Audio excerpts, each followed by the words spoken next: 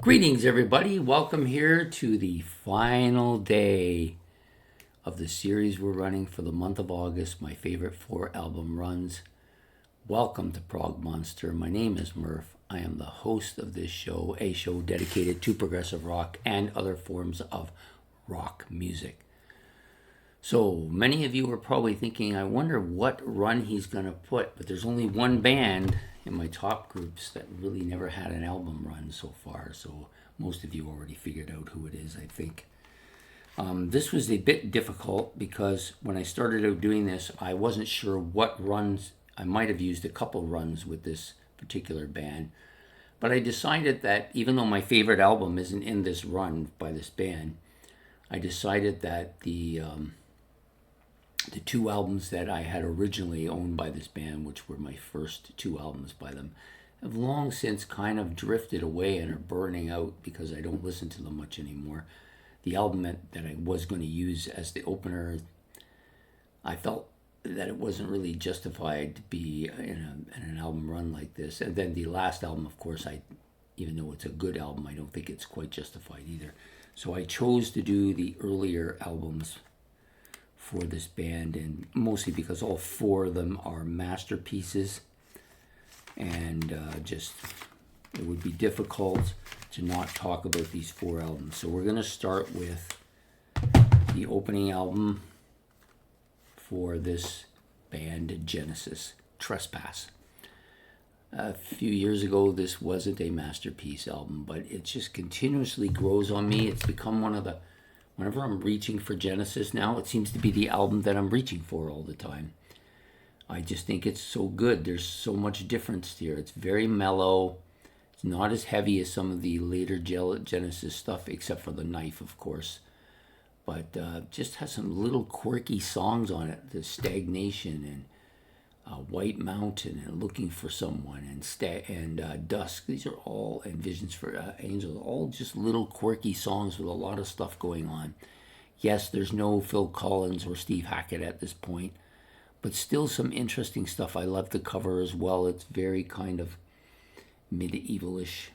This album, of course, was released in 1970. So Trespass is the album that opens up this 4-album run. Now we move up to Nursery Crime, and another one of those fantastic album covers, released in 1971. This is the beginning of Steve Hackett and Phil Collins, 2 absolutely killer musicians who've only become people have become increasingly aware of the extent of the talent that these 2 individuals have.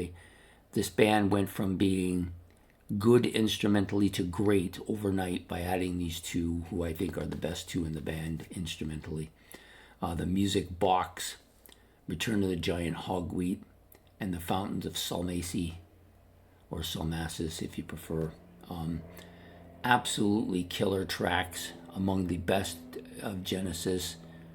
And this album is better than Trespass, but not excruciatingly better, but it has a lot of really good stuff on Seven Stones, Harlequin, all these some great stuff on here.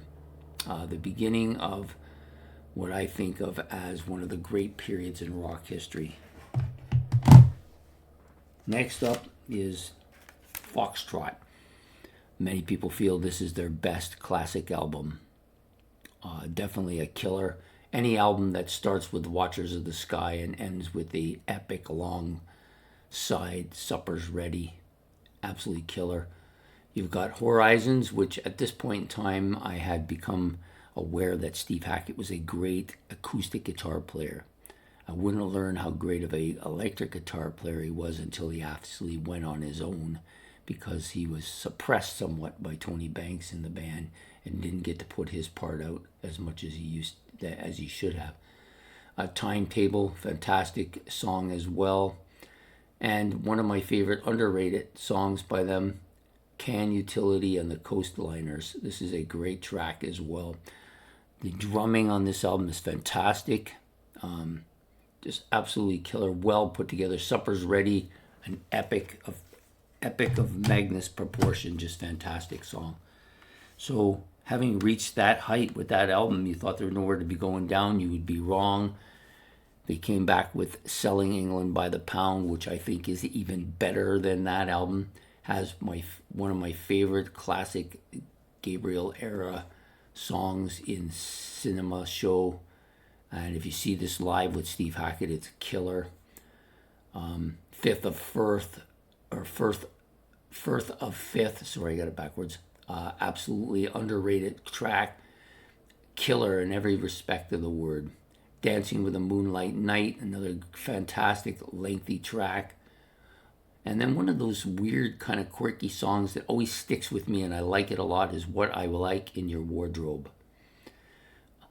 After the Ordeal, which is after the Battle of the Epic Forest, which is absolutely killer. All of that kind of really British talk, and he really knows how to throw those words around and should make it an absolutely classic song. Isle of Plenty is a little short bit at the end, which is great. And you got More Fool Me, which is a Collins vocaled song. Now, I do believe Collins vocaled another track back a little further, maybe on this album, but I can't remember what it is. For Absent Friends, maybe? I don't know. I can't remember. Anyways, you got 4 great albums. All 4 of these albums, killer masterpiece albums. I decided on this as my number 1 album run for the fact that there are no weak spots on any of these albums, to my thinking. Trespass from 1970. Nursery Crime from 1971. Gotta love the artwork, which is continued here on this album. Foxtrot. This is kind of the beginning of that stage presence by Peter Gabriel as well. This was from 72, I believe. And then the 73 final one, The Run, Selling England by the Pound, with that kind of quirky kind of artwork on it from, I can't even remember who the one was. I can't remember who it was. Anyways, absolutely great album featuring all of the big members, Tony Banks, Phil Collins, Mike Rutherford, Steve Hackett, and Peter Gabriel. Fantastic albums. So there you have it. That ends the series, everybody. I hope these series of my favorite 4 album runs that ran the entire length of August was of interest to you. I know that Jack from CD Cave has suggested he might do something similar. I would be interested in watching that if he did. People's different interpretations, anything I can learn off you and then help other people learn and enjoy this music is all gravy on the potatoes, as they say. So I hope you've liked this series. Please hit the like and subscribe. Any comments, please comment below. Don't forget the notification bell. And remember, tomorrow we will be starting the new series for the month of September, which is 30 bands that, for whatever reason, basically 30 bands I've never got into. And we're going to talk. I've got a whole bunch of bands I could do. There's not going to be in any particular order either. I'm just going to do them randomly throughout the month as the need hits me. So I want to be a little bit different with this series than I have been with the last few. So hope to see you then. Take care and have yourself a good day and a good night. Goodbye.